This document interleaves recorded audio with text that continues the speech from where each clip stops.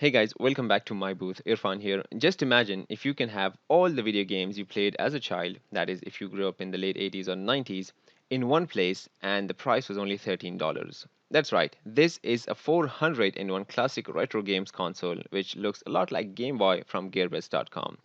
Let's do a quick unboxing and dive straight into the review. If gadget reviews, DIY projects, and life hacks are your thing, then consider subscribing to my booth and turn on the bell notifications so you don't miss out on any of the action.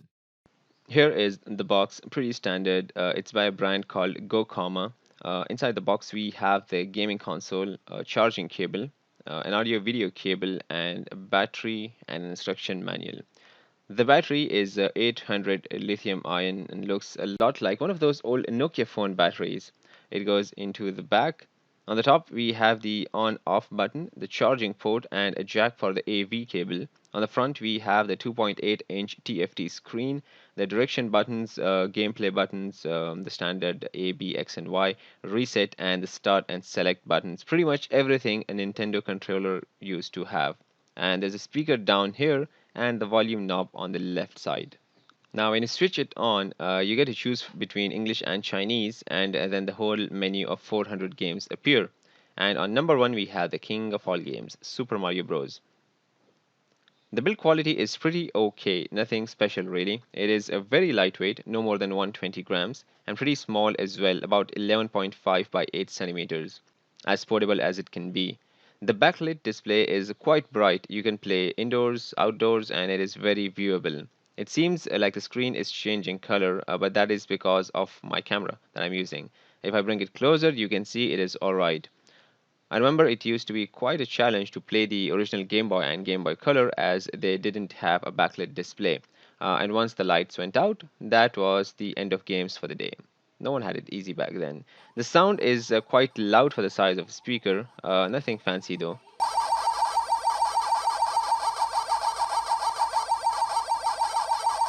The small size of the console does mean slightly smaller and close together buttons, which can cause you a couple of lives, but once you get used to it, it's not that bad. Now, you might be wondering, what are all the 400 games? Well, I remember when you used to have game cassettes back in the 90s, and sometimes there used to be some that used to say 99 in one, but in reality, it would just be like 10 games repeated 10 times with different titles. I was expecting something similar from this, but surprisingly, that is not the case. It actually does have hundreds of games. Not all 400 unique games, there is some repetition. In fact, the last 88 games in the list are the same as the first 88 games, but majority of the games are all different unique games.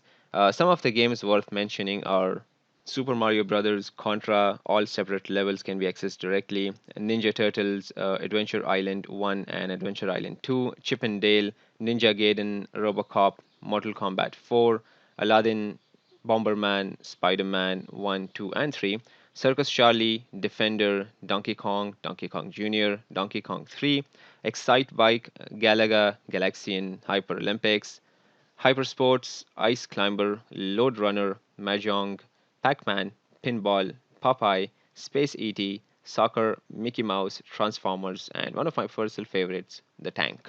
Now, these are all original games and not cheap remakes. I don't know how they got the rights to all of them, but they have managed to. Some of the games I wish it had but doesn't are Sonic the Hedgehog, Batman, Power Rangers, Aladdin from Sega Genesis, Mega Man, and Tetris. Now, personally, I wasn't really a fan of Tetris, but I know it is an all time favorite.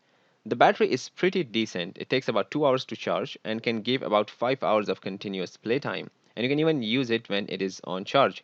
There is a small red LED here which lights up when charging. However, there is absolutely no indication when the battery is low. The screen will start dimming when the battery is low and then just shut down.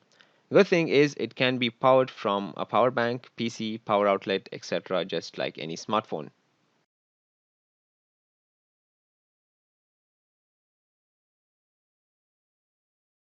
There is another very neat feature where you can plug in the provided audio video cable at the top of the console, and the other end goes into your TV, and then you can play the games on your TV if you want a bigger screen. Now, the screen is proportionately rescaled, so there is no pixelation. Of course, when I say that, I mean no pixelation beyond its natural display.